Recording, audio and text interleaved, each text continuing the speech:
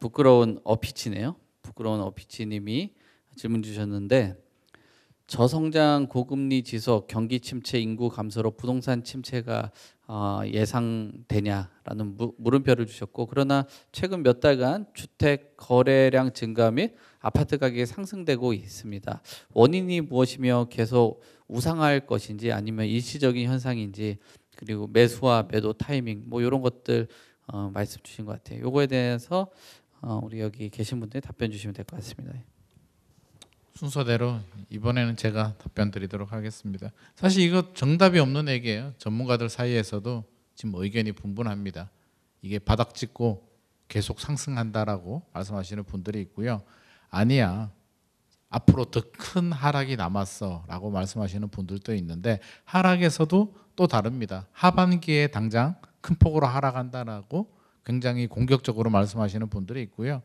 아니야, 장기적으로는 올라가는데 중간에 지금이 대세 상승은 아니고 조금 더 조정장에 갈 수 있다라고 이야기하시는 분들도 있습니다. 저는 후자 쪽, 조금 더 시간이 필요하다, 걱정할 필요는 없는데 시간이 좀 필요하다는 입장인데요.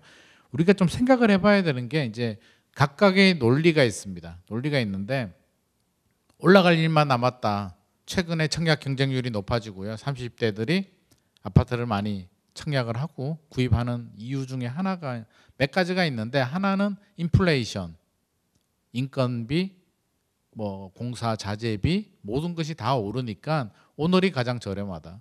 3년 후가 되면 오늘보다는 인건비도 올라가는데 어떻게 가격이 떨어지겠냐라는 논리가 작동이 되고요. 또 하나는 최근에 원희룡 국토부 장관께서도 이제 추석 전에 공급 대책 이야기를 했는데, 공급이 좀 불안합니다. 내년부터 이제 입주 물량이 줄어든다. 그리고 특히 문제가 되는 게 착공 물량하고 인허가 물량을 가지고 좀 이야기를 많이 하고 있습니다. 건설회사들도 PF 대출 뭐 여러 가지 어려움이 있고요. 미분양이 아직도 해소되지 않고 있기 때문에 공급 물량을 줄여요. 그러면 인허가 물량이 줄어든다는 얘기는 3년에서 5년 후에 입주 물량이 줄어든다는 얘기고요. 공급이 줄어든다는 이야기는 주택가격, 아파트 가격 상승 압력이 높아진다는 이야기이기 때문에, 그런 이유를 들어서 지금 사야만 3년, 5년 후를 대비할 수 있다라는 논리로 지금 공격적으로 좀 들어오고 있는 상황이고요. 아니야, 시간이 좀 더 필요해 라고 하시는 입장에서 보면 저는 그런 생각이에요. 장기적으로는 뭐 우상향을 합니다. 아파트 가격이 떨어지게 하겠습니까? 10년, 15년 후 생각해 보면 일단 물가 자체가, 화폐 가치가 떨어지잖아요. 지금 1억하고 10년 전에 1억이 돈 가치가 달라지듯이 지금 1억이 10년 후 1억하고는 분명히 다를 겁니다. 그렇게 보면 장기적으로는 내 집 마련하고 뭐 아파트 구입하는 거는 맞는데, 저는 왜 시간이 더 필요하다라고 생각을 하냐면, 우리 2020년, 2021년 코로나 팬데믹 시절은 저는 약간 좀 버블이 있었다고 저는 보여집니다. 오버슈팅이 된 부분이 있고요. 서울 기준에서 보면 우리 2012년, 13년에 좀 어려웠어요. 떨어지고 14년, 15년, 거의 16년, 15년, 16년부터 이제 본격적인 상승장으로 도래가 되는데, 2021년까지 7년 정도 올랐거든요. 7년 정도 상승을 했는데 1년 조정이 되고 다시 또 대세 상승이 된다는 건 현실적으로 좀 무리가 있지 않나. 잠실 엘스, 제가 예를 들면 잠실 엘스 아시죠? 잠실주공 1단지 재건축한 아파트인데요. 4,000세대가 넘는 대단지 랜드마크 아파트인데, 전용 84가 2021년에 27억 거래가 됐었거든요.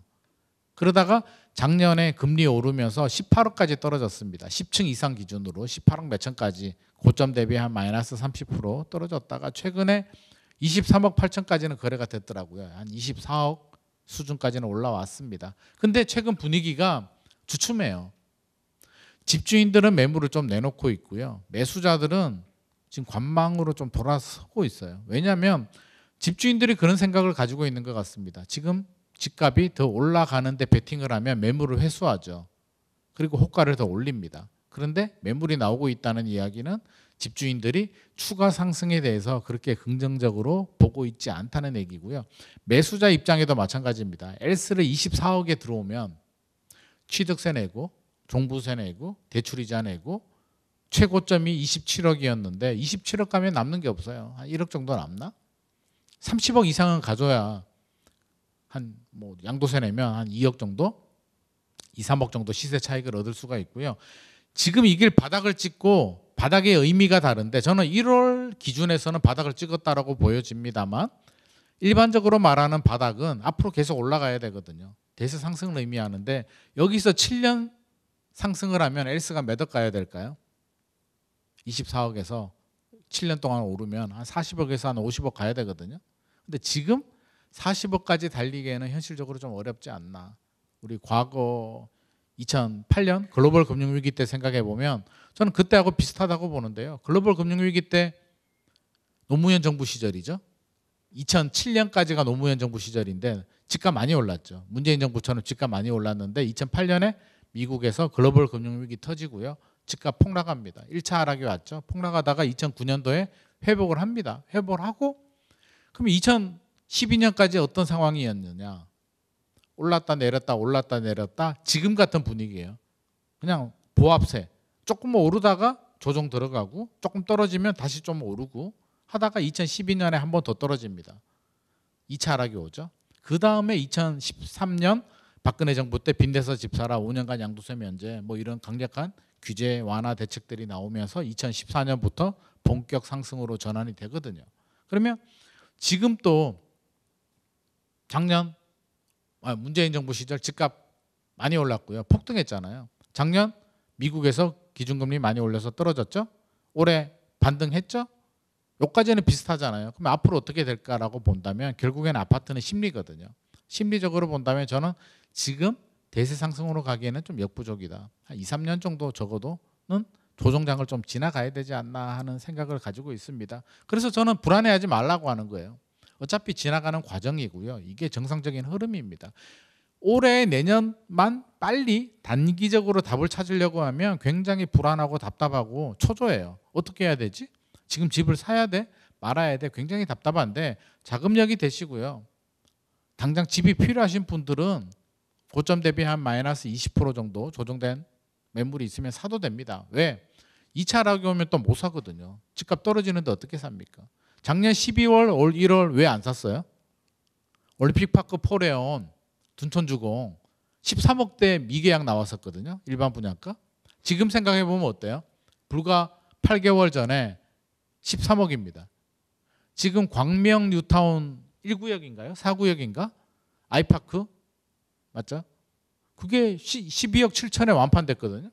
광명에 올림픽파크 포레온 13억대가 났습니까? 광명에 13억이 났습니까? 근데 8개월 전에도 우리는 선택을 못했어요. 더 떨어질 것 같으니까.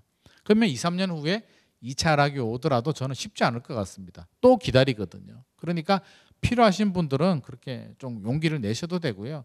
당장 자금이 부족하거나 필요가 없거나 무리한 대출, 레버리지 최대한 당겨서 우리 연끌하는 거 있잖아요. 신혼부부가 한 사람은 담보대출 받고 한 사람은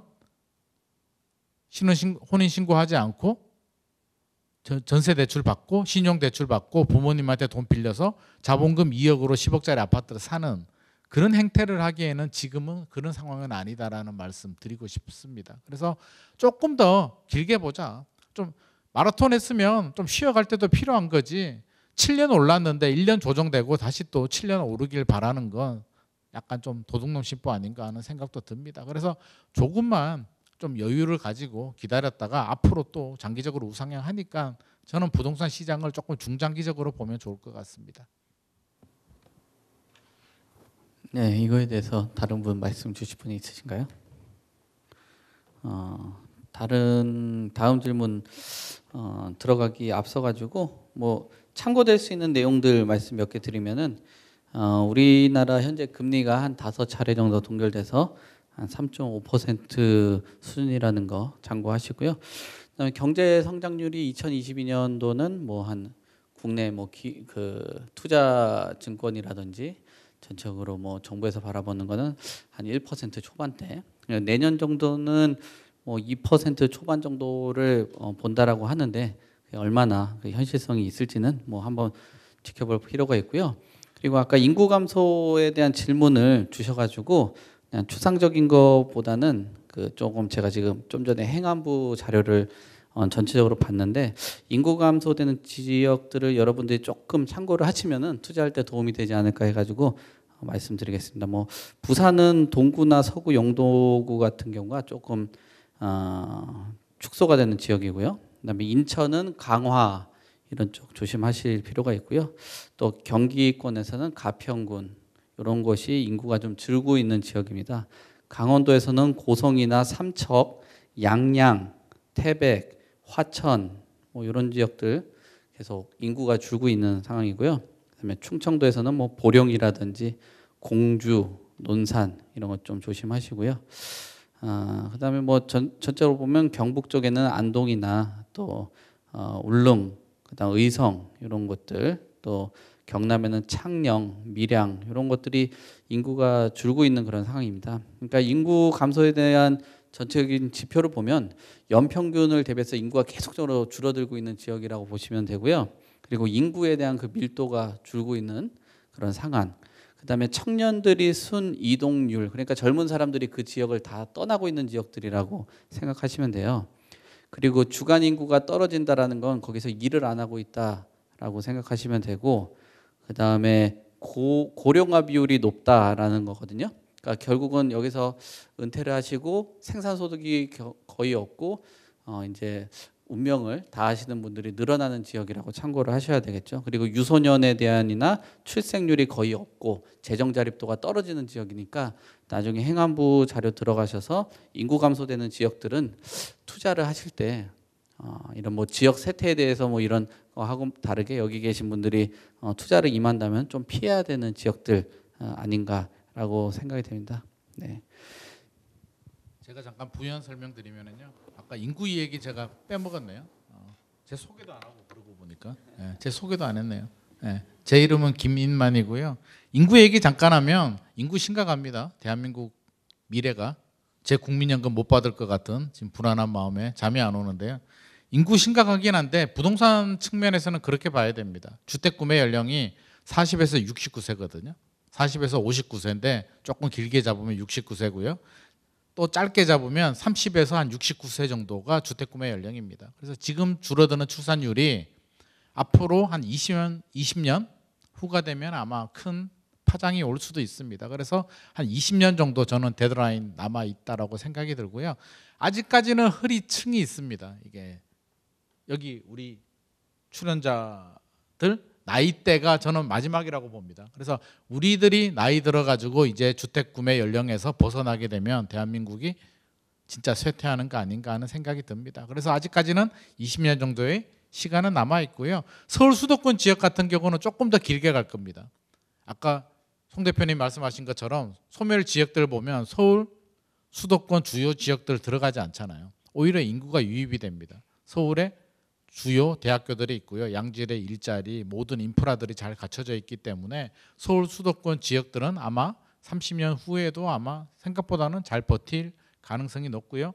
제가 앞서서 또 착공 인허가 물량이 줄어들어 가지고 2, 3년 후에 뭐 집값이 불안해질 수 있다. 그런 심리가 있다라고 하는데 생각해 봐야 되는 게 입주 물량이 모든 걸 결정하지는 않거든요.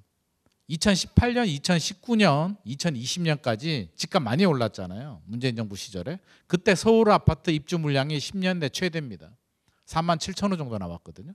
왜 서울 아파트 입주 물량이 4만 7천 호인데 집값은 올랐을까요? 그러니까 입주 물량이 모든 걸 결정하지 않습니다. 집주인들이 불안해서 매물을 더 많이 내놓으면 뭐 집값이 떨어질 수도 있고요. 매물을 회수하면 입주 물량이 많아도 집값은 또 다른 양상으로 갈 수도 있습니다. 심리도 마찬가지고요.